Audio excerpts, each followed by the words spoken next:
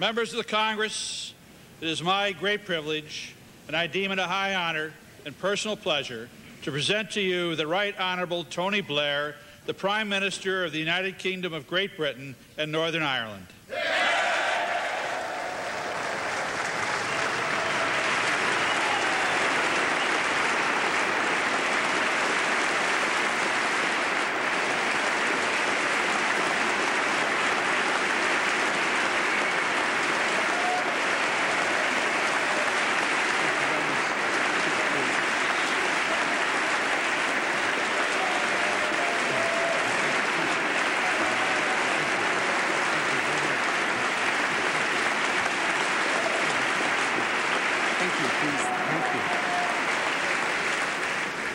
Thank you. Mr. Speaker, Mr. Vice President, honourable members of Congress, I'm deeply touched by that warm and generous welcome. That's more than I deserve and more than I'm used to, quite frankly. And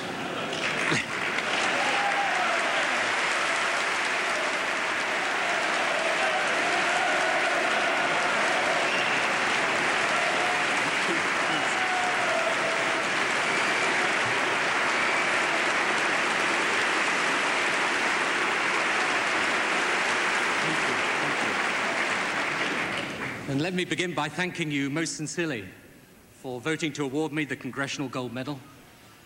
But you, like me, know who the real heroes are. Those brave servicemen and women, yours and ours, who fought the war and risked their lives still. And our tribute to them should be measured in this way: by showing them and their families that they did not strive or die in vain, but that through their sacrifice, future generations can live in greater peace, prosperity, and hope.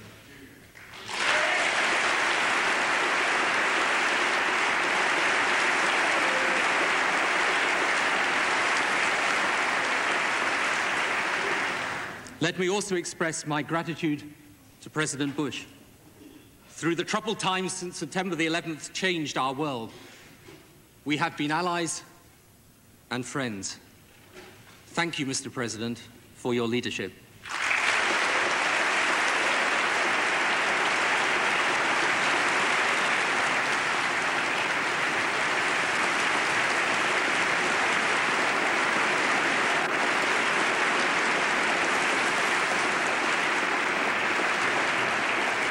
Mr. Speaker, sir, my thrill on receiving this award was only a little diminished on being told that the first Congressional Gold Medal was awarded to George Washington for what Congress called his wise and spirited conduct in getting rid of the British out of Boston.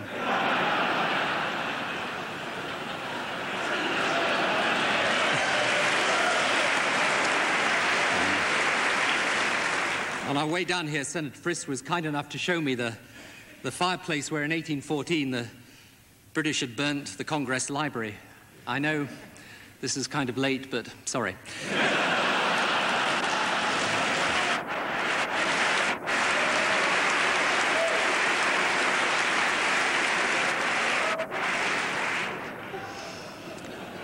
Actually, you know, my middle son was studying 18th century history in the American War of Independence, and he said to me the other day, "You know Lord North, Dad?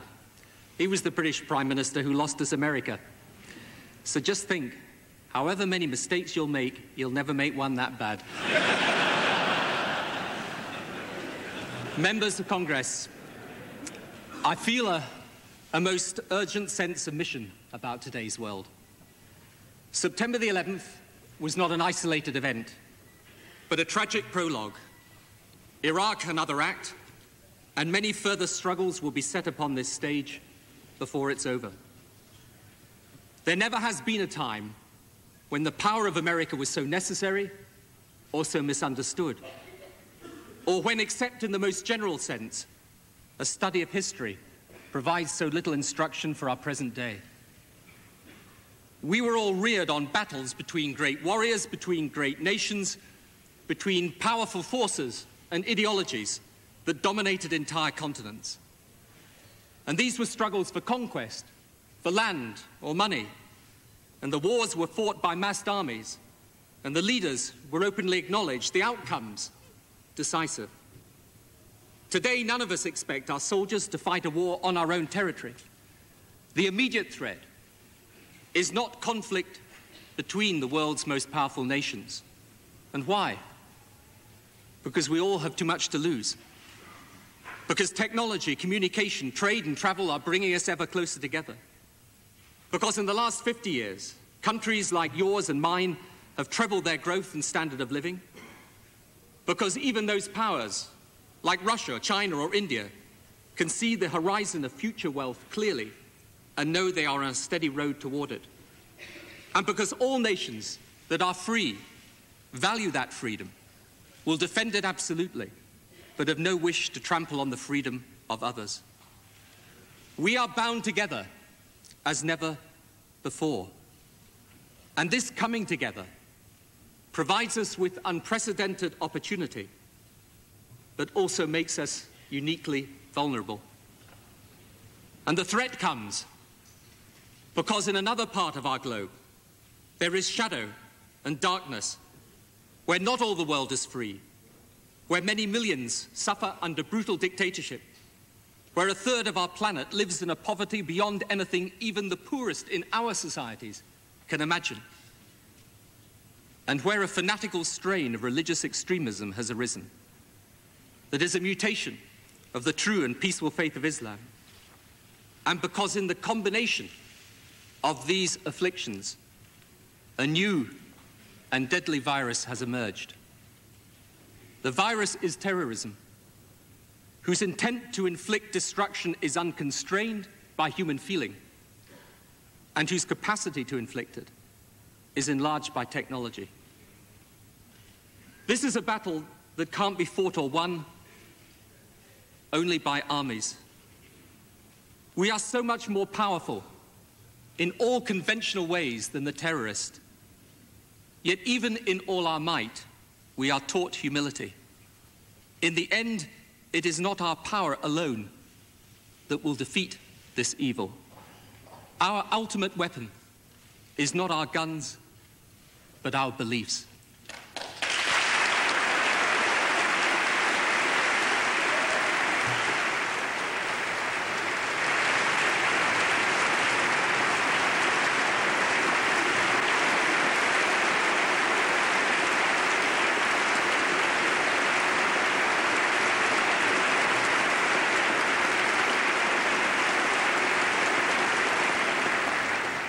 There is a myth that though we love freedom, others don't. That our attachment to freedom is a product of our culture. That freedom, democracy, human rights, the rule of law are American values or Western values. That Afghan women were content under the lash of the Taliban. That Saddam was somehow beloved by his people. That Milosevic was Serbia's savior. Members of Congress, ours are not Western values. They are the universal values of the human spirit. And anywhere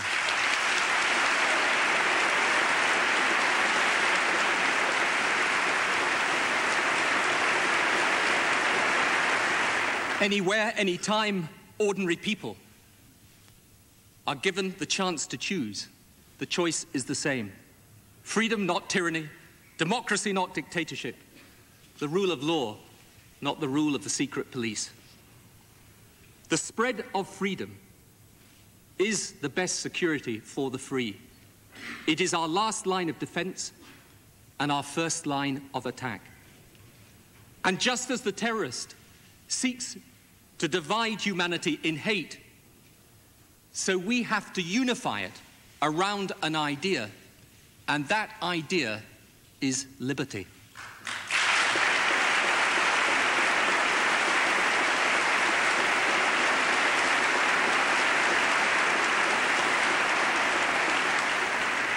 We must find the strength to fight for this idea and the compassion to make it universal. Abraham Lincoln said, "Those that deny freedom to others deserve it not for themselves." And it is this sense of justice that makes moral the love of liberty. In some cases where our security is under direct threat, we will have recourse to arms. In others, it will be by force of reason. But in all cases, to the same end, that the liberty we seek is not for some but for all, for that is the only true path to victory in this struggle.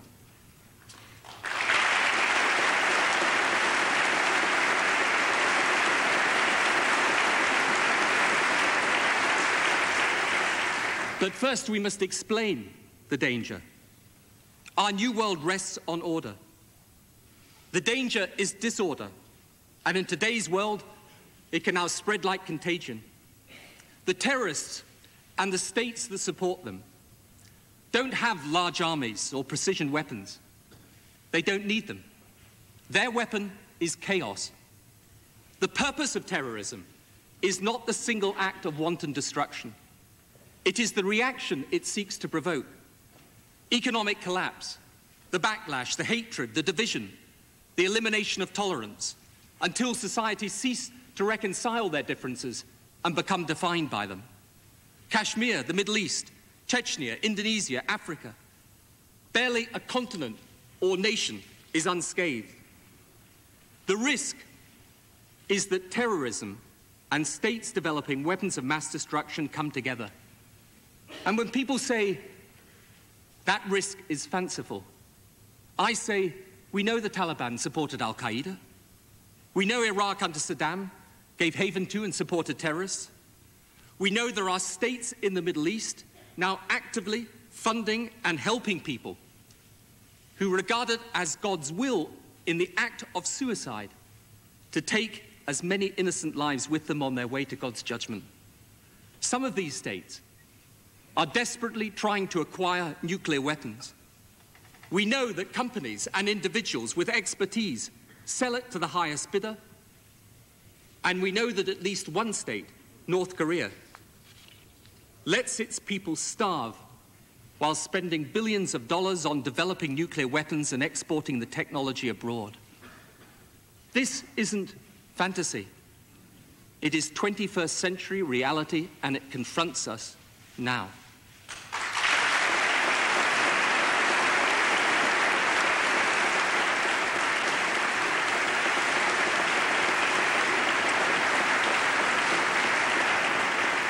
Can we be sure that terrorism and weapons of mass destruction will join together? Let us say one thing. If we are wrong, we will have destroyed a threat that at its least is responsible for inhuman carnage and suffering. That is something I am confident history will forgive.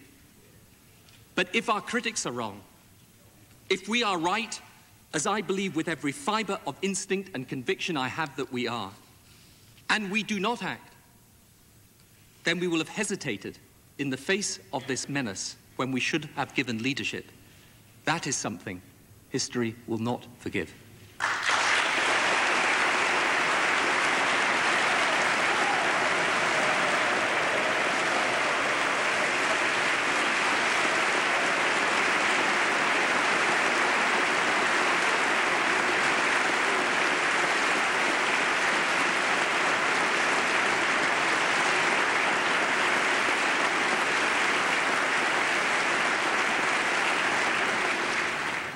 But precisely because the threat is new, it isn't obvious.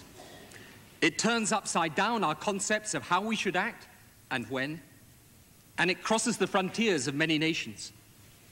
So just as it redefines our notions of security, so it must refine our notions of diplomacy.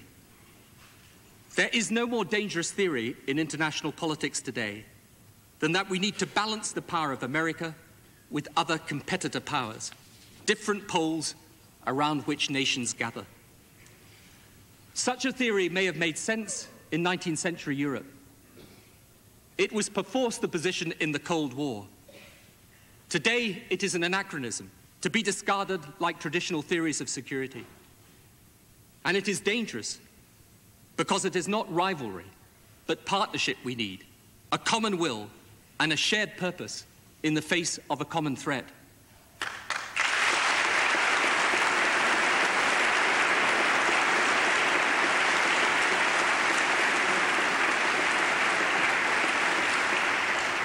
And I believe any alliance must start with America and Europe. If Europe and America are together, the others will work with us. If we split, the rest will play around, play us off, and nothing but mischief will be the result of it. You may think after recent disagreements it can't be done. But the debate in Europe is open. Iraq showed that when, never forget, many European nations supported our action. And it shows it still when those that didn't agreed Resolution 1483 in the United Nations for Iraq's reconstruction. Today, German soldiers lead in Afghanistan. French soldiers lead in the Congo, where they stand between peace and a return to genocide. So we should not minimize the differences, but we should not let them confound us either. You know, people ask me, after the past months when, let's say, things were a trifle strained in Europe, why do you persist in wanting Britain at the center of Europe? And I say, well, maybe if the UK were a group of islands 20 miles off Manhattan, I might feel differently. But actually, we're 20 miles off Calais and joined by a tunnel. We are part of Europe, and we want to be. But we also want to be part of changing Europe. Europe has one potential for weakness. For reasons that are obvious, we spent roughly 1,000 years killing each other in large numbers. The political culture of Europe is inevitably, rightly, based on compromise. Compromise is a fine thing, except when based on an illusion. And I don't believe you can compromise with this new form of terrorism.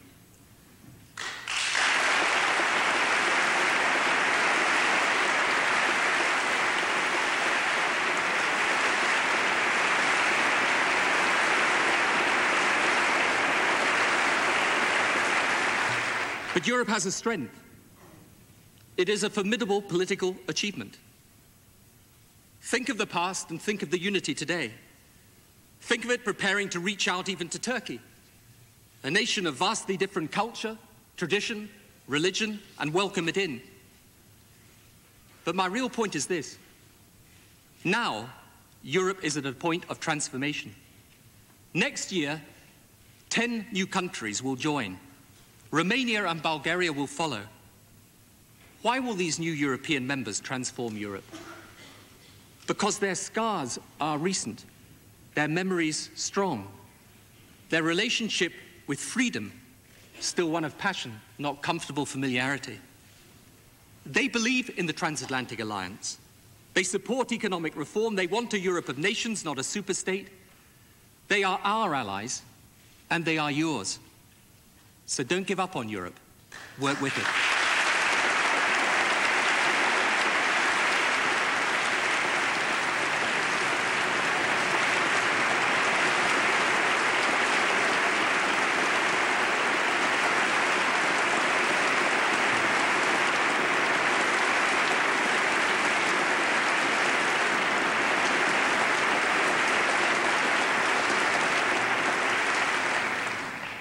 To be a serious partner, Europe must take on and defeat the anti-Americanism that sometimes passes for its political discourse. And what America must do is show that this is a partnership built on persuasion, not command.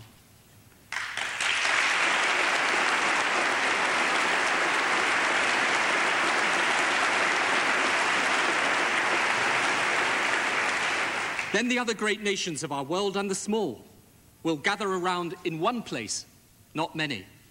And our understanding of this threat will become theirs. And the United Nations can then become what it should be, an instrument of action as well as debate.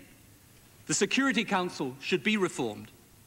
We need a new international regime on the non-proliferation of weapons of mass destruction.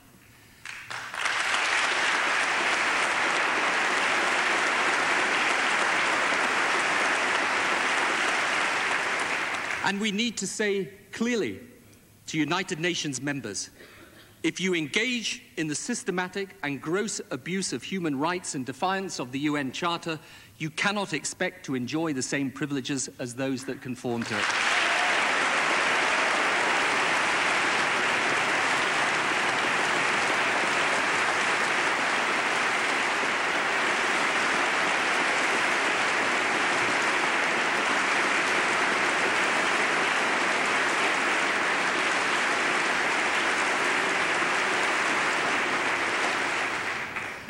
I agree. It is not the coalition that determines the mission, but the mission the coalition. But let us start preferring a coalition and acting alone if we have to, not the other way round. True, winning wars is not easier that way, but winning the peace is.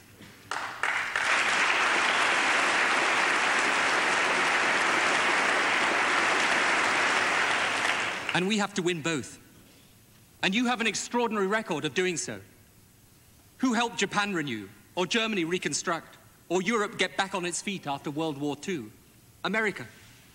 So when we invade Afghanistan or Iraq, our responsibility does not end with military victory.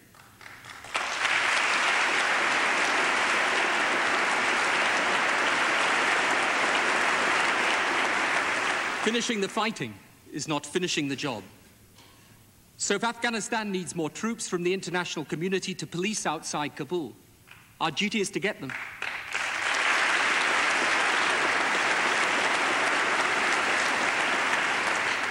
Let us help them eradicate their dependency on the poppy, the crop whose wicked residue turns up on the streets of Britain as heroin to destroy young British lives as much as their harvest warps the lives of Afghans. We promised Iraq democratic government. We will deliver it.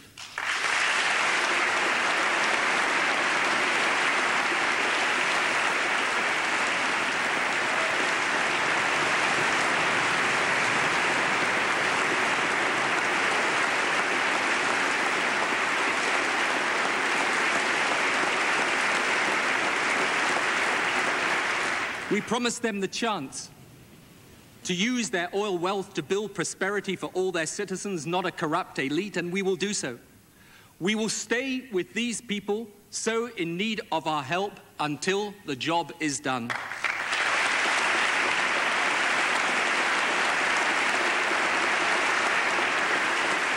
And then reflect on this. How hollow would the charges of American imperialism be when these failed countries are and are seen to be transformed from states of terror to nations of prosperity, from governments of dictatorship to examples of democracy, from sources of instability to beacons of calm? And how risible would be the claims that these were wars on Muslims if the world could see these Muslim nations still Muslim, but with some hope for the future, not shackled by brutal regimes whose principal victims were the very Muslims they pretended to protect.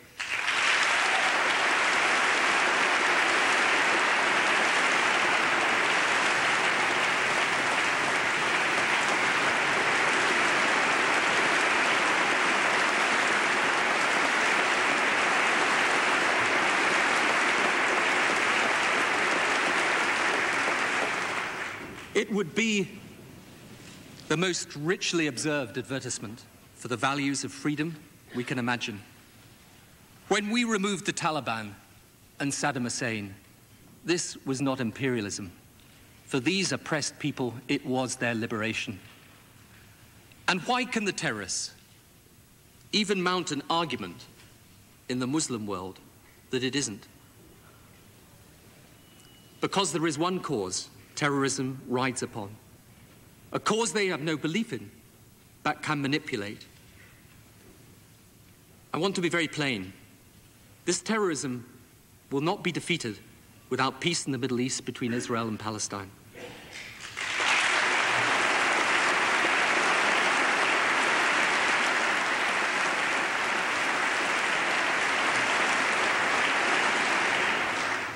Here it is that the poison is incubated. Here it is that the extremist is able to confuse in the mind of a frighteningly large number of people the case for a Palestinian state and the destruction of Israel, and to translate this, moreover, into a battle between East and West, Muslim, Jew, and Christian. We must never compromise the security of the state of Israel.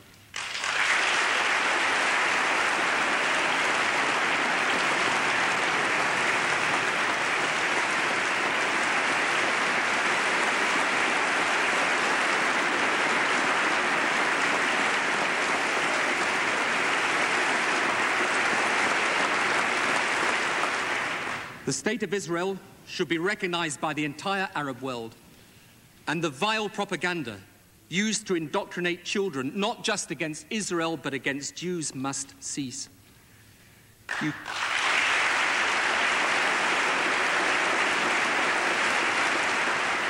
You cannot teach people hate and then ask them to practice peace.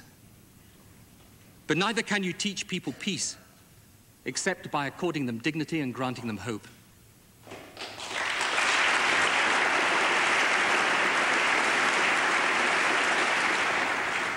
Innocent Israelis suffer. So do innocent Palestinians.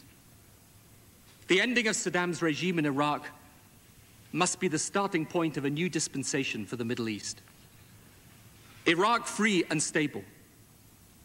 Iran and Syria, who give succor to the rejectionist men of violence, made to realize that the world will no longer countenance it, that the hand of friendship can only be offered them if they resile completely from this malice, but that if they do, that hand will be there for them and their people. The whole of the region helped towards democracy, and to symbolize it all, the creation of an independent, viable, and democratic Palestinian state side by side with the State of Israel.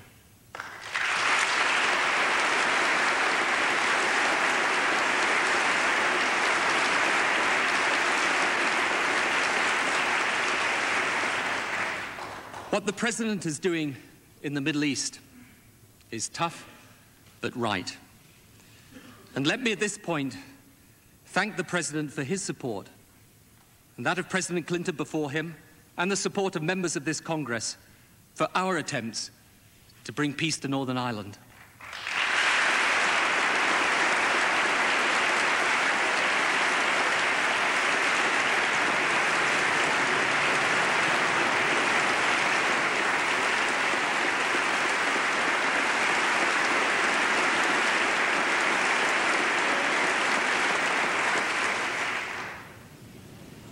You know, one thing I've learned about peace processes: they're always frustrating, they're often agonizing, and occasionally they seem hopeless. But for all that, having a peace process is better than not having one.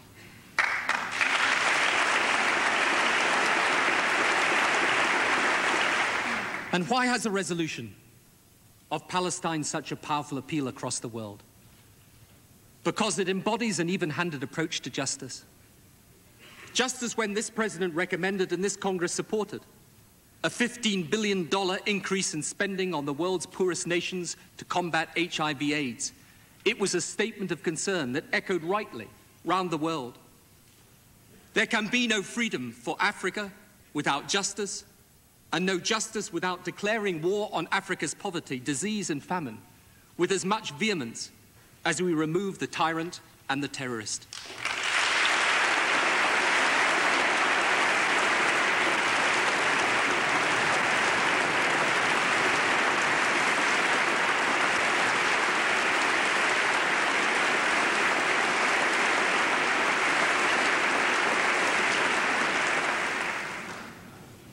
In Mexico in September, the world should unite and give us a trade round that opens up our markets. I'm for free trade, and I'll tell you why. Because we can't say to the poorest people in the world, we want you to be free, but just don't try to sell your goods in our market.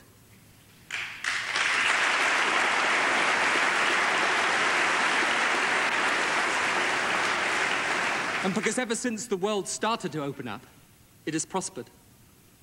And that prosperity has to be environmentally sustainable too.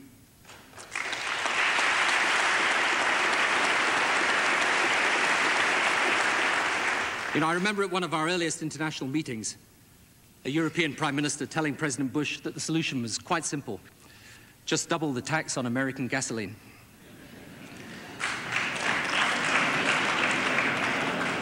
Your president gave him a most eloquent look. It reminded me of the first leader of my party, Keir Hardie, in the early part of the 20th century. And he was a man who used to correspond with the Pankhursts, the great campaigners for women's votes. And shortly before the election due in 1913, one of the Pankhurst sisters wrote to Hardie, saying she'd been studying Britain carefully and that there was a worrying rise in sexual immorality linked to heavy drinking. So she suggested he fight the election on the platform of votes for women, chastity for men, and prohibition for all.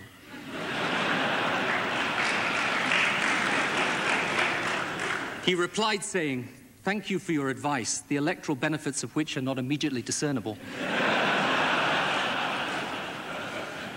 We all get that kind of advice, don't we? But frankly, we need to go beyond even Kyoto. And science and technology is the way. Climate change, deforestation, the voracious drain on natural resources cannot be ignored. Unchecked, these forces will hinder the economic development of the most vulnerable nations first, and ultimately all nations. So we must show the world that we are willing to step up to these challenges around the world and in our own backyards.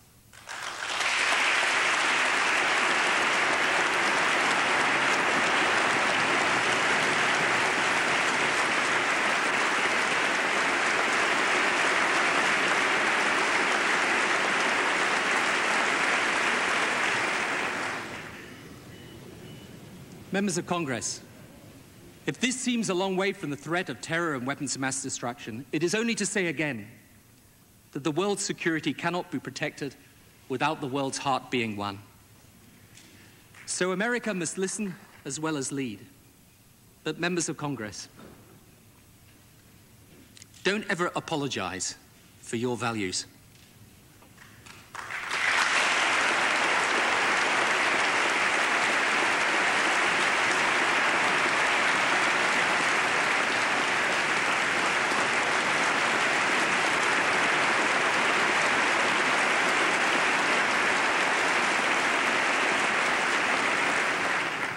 Tell the world why you're proud of America. Tell them that when the Star-Spangled Banner starts, Americans get to their feet. Hispanics, Irish, Italians, Central Europeans, East Europeans, Jews, Muslims, white, Asian, black, those who go back to the early settlers, and those whose English is the same as some New York cab drivers I've dealt with, but whose sons and daughters could run for this Congress.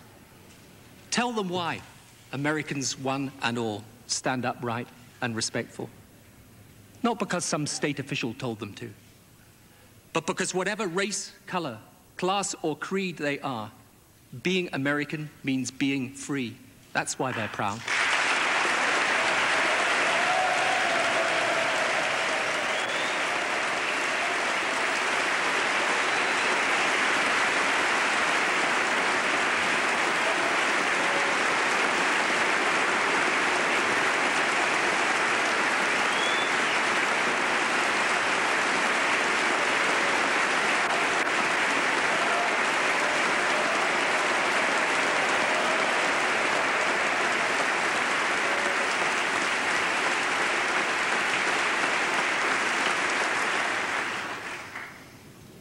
As Britain knows, all predominant power seems for a time invincible, but in fact it is transient.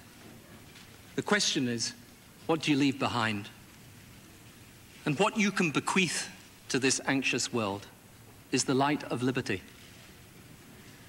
That is what this struggle against terrorist groups or states is about. We're not fighting for domination. We're not fighting for an American world, though we want a world in which America is at ease. We're not fighting for Christianity, but against religious fanaticism of all kinds. And this is not a war of civilizations, because each civilization has a unique capacity to enrich the stock of human heritage. We are fighting for the inalienable right of humankind, black or white, Christian or not, left, right, or merely indifferent, to be free. Free to raise a family in love and hope. Free to earn a living and be rewarded by your own efforts. Free not to bend your knee to any man in fear. Free to be you, so long as being you does not impair the freedom of others. That's what we're fighting for. And it's a battle worth fighting. And I know it's hard on America. And in some small corner of this vast country, out in Nevada or Idaho or these places I've never been to but always wanted to go,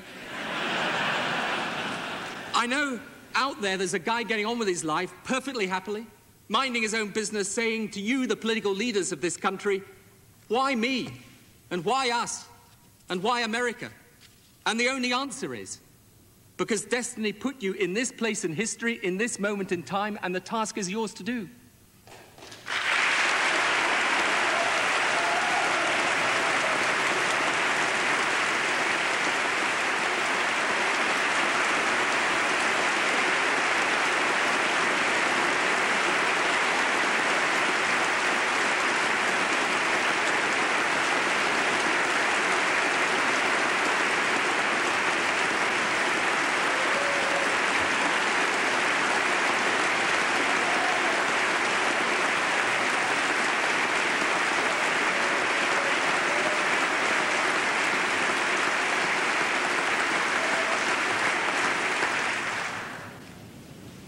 And our job, my nation, that watched you grow, that you fought alongside and now fights alongside you, that takes enormous pride in our alliance and great affection in our common bond. Our job is to be there with you. You're not going to be alone. We will be with you in this fight for liberty.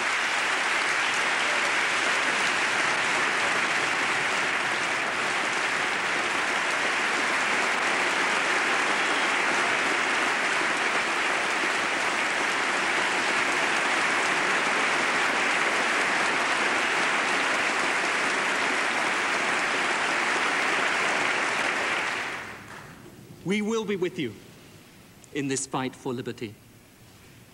And if our spirit is right and our courage firm, the world will be with us. Thank you.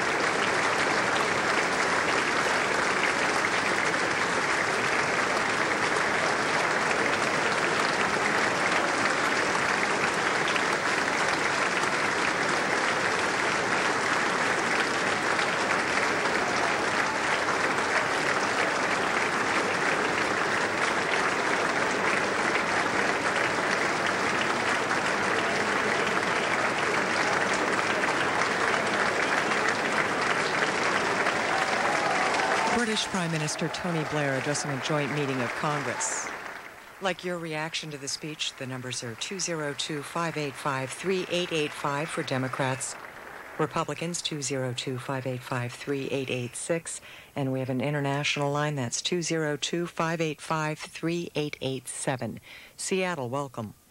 Yeah, welcome. I'd just like to make a quick comment on the speech by the Prime Minister. It just strikes me of how eloquent his ideas are and the forcefulness with which he delivers the ideas, not for short political leverage, but overarching themes about democracy and about America's position in the world. It strikes me as incredibly ironic that it takes an English Prime Minister to come to America and speak to our Congress to show what we do not have in our own leader, and that disappoints me greatly. Thank you.